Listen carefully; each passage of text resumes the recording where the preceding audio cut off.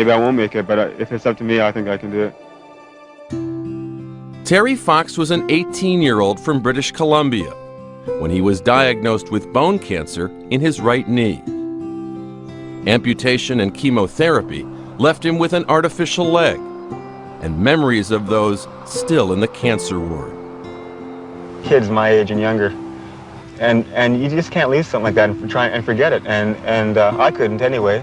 I had to try and do something about it.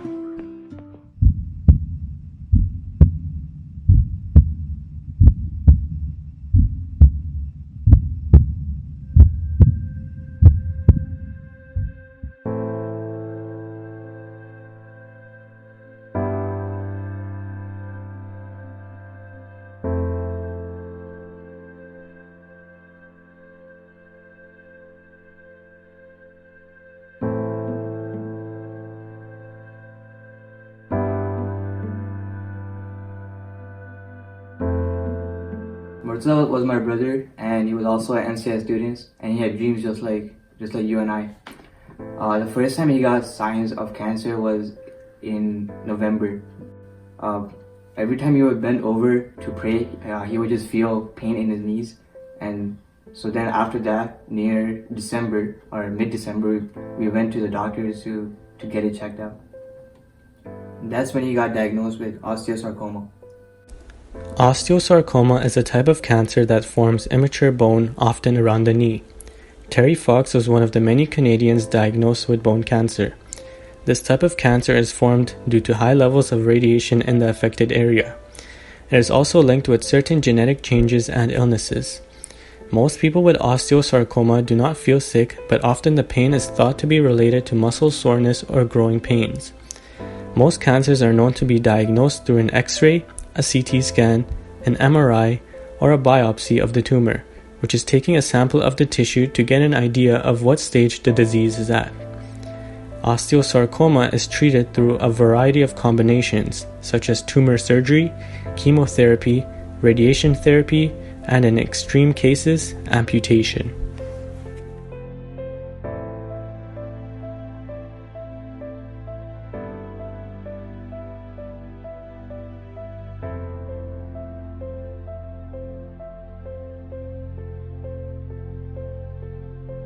It was tough losing Murtaza because he was my friend. Like, we were best friends since like grade 5. The day he arrived in the country, we had a connection, and we had so many memories together. From like I talked to his mom after he passed away, and she said a bunch of things too. Like if someone ever tried to put his friends down, he would always stand up for it. He had this voice, and he was just the most loyal person I ever met in my life. So.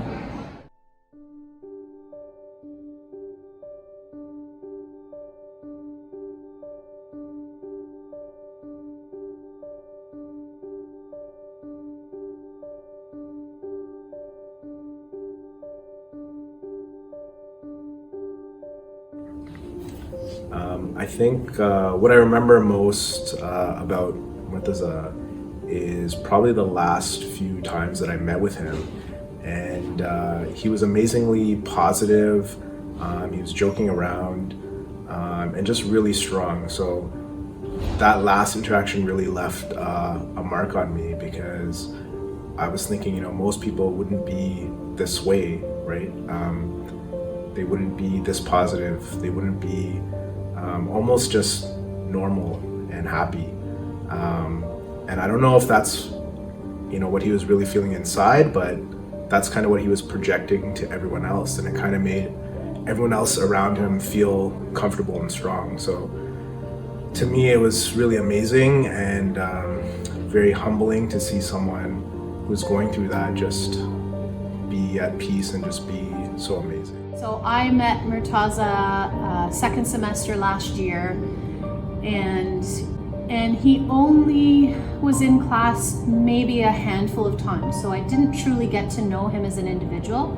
But the time that I did spend with him, he struck me as a true MCI Silverhawk.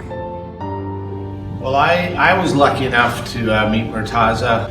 Miss Heron had asked me if I would do some home instruction with a student with a very serious medical issue. I didn't realize how serious it was, and I feel unbelievably lucky to be able to have spent that time with Murtaza. His determination and his strength and his positivity throughout the entire ordeal was mind-blowing to me. He never gave up, and he just kept fighting and fighting. And the last thing he said to me, "Kid, do you think we could do advanced functions together in September?" And I said, "Absolutely, Murtaza." But he never lost focus of his future, and he never lost focus of his determination to do well in school. I know he wanted to become a medical doctor, and I think he would have been a fantastic one.